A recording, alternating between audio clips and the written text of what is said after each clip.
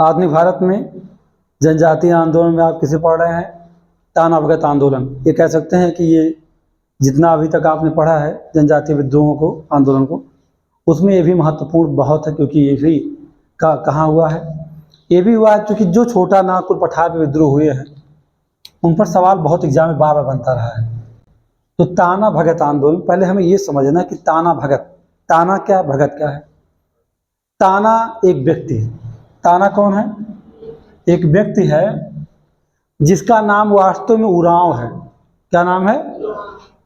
उरांव है इसका नाम। क्या है? उरांव। और इस ताना भगत आंदोलन के समय की बात करेंगे तो 1914 से इसकी शुरुआत होने वाली है। ठीक है, तो हमने कहा ताना एक व्यक्ति है जिसका नाम उरांव है। अब कहेंगे सर भगत क्या है फिर? तो भगत जानते हैं, भगत ताना की एक विचारधारा है। यानी जो लोग ताना की विचारधारा को मानते हैं उन्हें क्या कहा जाता है? भगत कहा जाता है। मतलब ताना के विचारों को मानने वाले भगत हैं। और ताना वास्तव में क्या, एक व्यक्ति है। अब एक बात होती है, विद्रोह का नेतृत्व करता कौन लोग हैं? नेतृत्व किए जतरा भगत, बलराम भगत, गौरक्षणी भगत, 3 नाम। अक्सर लोग जतरा भगत को याद रखते हैं। इस पर एक छोटी सी कहानी को सुनेंगे तो आगे की बातें आसानी से समझ में आएंगी। लेकिन आप वही सिंपली कारण को देख लीजिए, फिर बताता हूँ। कहानी आपको सुना देता हूँ अभी। जैसे क्यों हुआ यह विद्रोह, कारण अगर ढूंढते हैं आप तो बेगारी नहीं करेंगे, कौन कहता था? ये लोग कहते थे। ठीक है, भगत लोग कहते थे बेगारी नहीं करेंगे। क्या कहते थे? अंग्रेजों को माल गुजारी नहीं देंगे, अब हम टैक्स नहीं देंगे। इन्हीं नारों के साथ ताना भगत आंदोलन 1914 में प्रारंभ हुआ, जतरा भगत, बलराम भगत, गौरक्षणी भगत के नेतृत्व में।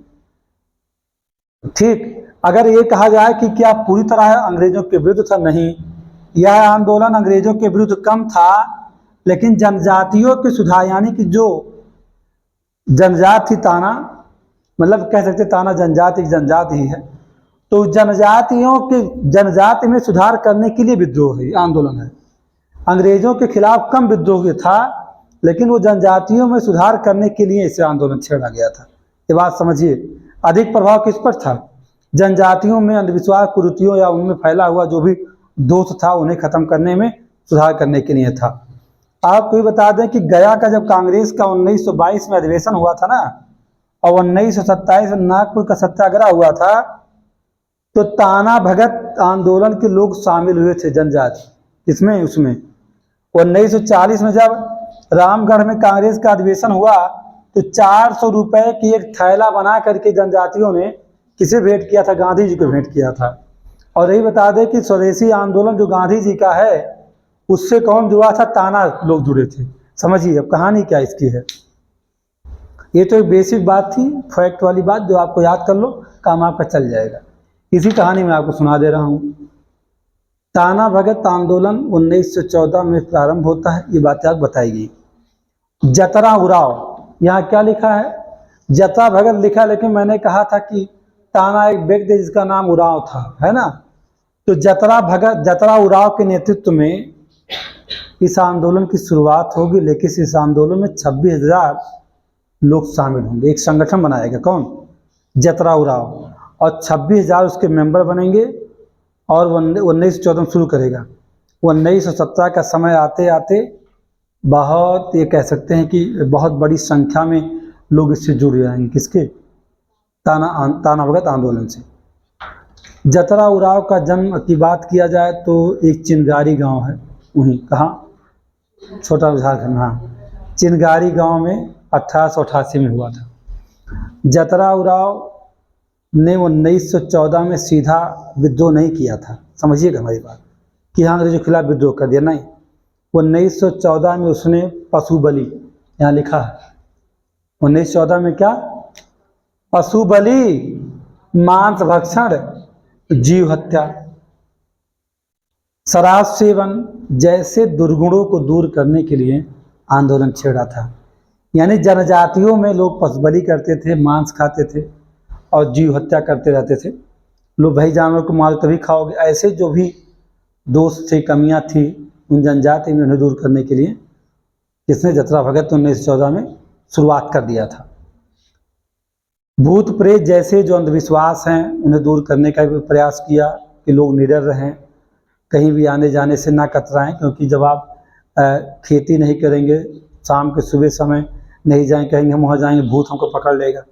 ऐसे अंधविश्वास, सबसे ज़्यादा अंधविश्वास दो जगहों पर है, वर्तमान में जनजातियों में है और इस्लाम धर्म को मानने वाले जो मुसलमान हैं, सबसे ज़्यादा अंधविश्वास वहीं पर है। तो ये कहा जाए लोग निडर रहें, जीवन की एक नई शैली का विकास जतरा भगत ने ताना भगत आंदोलन के माध्यम से किया था। जतरा भगत के नेतृत्व का ऐलान जब हुआ तो उसने कहा कि ऐसा है, देखिए हम बेगारी नहीं करने देंगे किसी अपने लोगों को जो मुझे मानते हैं, हम माल गुजारी नहीं देने देंगे कि अंग्रेज़ों को जो मुझे मानते हैं, टैक्स भी नहीं देने देंगे जो मुझे मानते हैं। ऐसा कर करके जानते हैं जतरा भगत ताना भगत के आंदोलन को क्या ले आया, सुर्खियों में, यानी जैसे होता ना कि लोगों के बीच में ले आया। ताना भगत, ताना व्यक्ति जानिएगा, भगत उसको मानने वाले, मैंने कहा, लेकिन ताना भगत आंदोलन जो पहले कभी छिटपुट चल रहा था उसे सुर्खियों में लाने वाला कौन है, जतरा भगत, जतरा उराव है।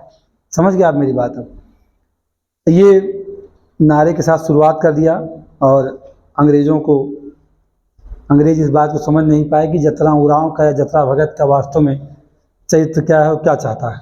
उसे गिरफ्तार कर लिया गया। गिरफ्तार करने के बाद उस समय तो जेल में रहा, लेकिन गिरफ्तारी से लोगों में क्या हो गया, आक्रोश हो गया। लेकिन यह कि जब जेल से छूट के आया तो अचानक उसका क्या हो गया, देहांत हो गया। किसका, जतरा उराव का। अब जतरा उराव का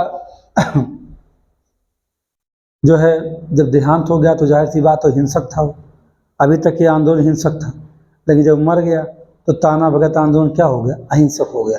अब यहाँ धरना प्रदर्शन करेंगे लेकिन मारेंगे पीटेंगे नहीं, उसके पहले हिंसक था, ध्यान रखिएगा आप। हमने कहा कि 1922 के कांग्रेस के गया अधिवेशन में और 1927 के है ना नागालैंड नागपुर सत्याग्रह में ताना भगत लोग शामिल हुए थे, मैंने आपको बताया इसके बारे में। 1940 में रामगढ़ कांग्रेस अधिवेशन में 400 रुपये की एक थैली बना करके ताना भगत के लोगों ने जो है भेंट किया गांधी जी को। समय धीरे धीरे आता गया, रीति रिवाजों में भिन्नता होती गई, क्योंकि सुधार, हमने कहा जनजातियों में सुधार के लिए ताना भगत आंदोलन मुख्यतः शुरू हुआ था, तो जतरा उराव ने शुरू किया था, तो इसलिए समय धीरे धीरे निकलता चला गया, लोगों के रीति रिवाज में भिन्नता आती गई।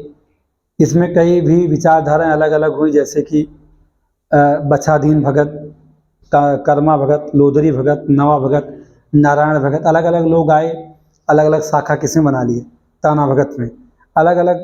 जैसे क्या कहते हैं, बाछादीन भगत था तो उसका अपना अलग ब्रांच बना लिया, कर्मा भगत ने अलग ब्रांच शाखा बना लिया, लोदरी भगत, नवा भगत, नारायण भगत, गौरक्षणी भगत, इन लोगों ने क्या किया, अलग अलग बना लिया। क्या बना लिया, अपनी शाखा बना लिया, तो आंदोलन कहीं ना कहीं बिखर सा गया। अब जतरा उराव है नहीं, तो उसकी मृत्यु हो चुकी है, तो है नहीं, तो धीरे धीरे लोग बिखरने लगे। लेकिन ये रहा कि कुछ ब्रांच ऐसे ही लोग जुड़ते रहे। आज़ादी का समय था 1948, देश आज़ाद हुआ 1957 में। 1948 में देश की आज़ादी ने ताना भगत के लिए एक एक्ट पारित करवाया। उस एक्ट का नाम था रैयत एग्रीकल्चर लैंड रेस्टोरेशन एक्ट। किसने सब पारित किया, सरकार ने पारित किया। यह अधिनियम अपने आप में ब्रिटिश हुकूमत के खिलाफ ताना भगत के आंदोलन की व्यापकता और कुर्बानी का आईना था। ये कह सकते हैं आप कि ताना भगत आंदोलन ने जो कुर्बानी दिया था अपने लोगों की, उसके एवज में 1948 में देश जब आज़ाद हो चुका था, उस समय उनके लिए एग्रीकल्चर लैंड रेस्टोरेशन एक्ट पारित किया गया था। कहाँ, सरकार के द्वारा। क्यों पारित किया गया था, क्योंकि उन्हें उनकी भूमि वापस कर दी जाए, क्योंकि जनजातियों की भूमि अंग्रेजों द्वारा छीनी जा रही थी, तो उससे फिर उनकी भूमि क्या की गई थी, वापस कर दी गई थी। वो 1913 से 1942 के बीच में अगर ये कहा जाए कि अंग्रेजों के द्वारा कई ताना भगत के जो अनुयायी थे या इस आंदोलन के जो आंदोलनकारी थे, विद्रोही थे, उनकी बहुत सारी भूमियों को अंग्रेजों ने हड़प लिया था।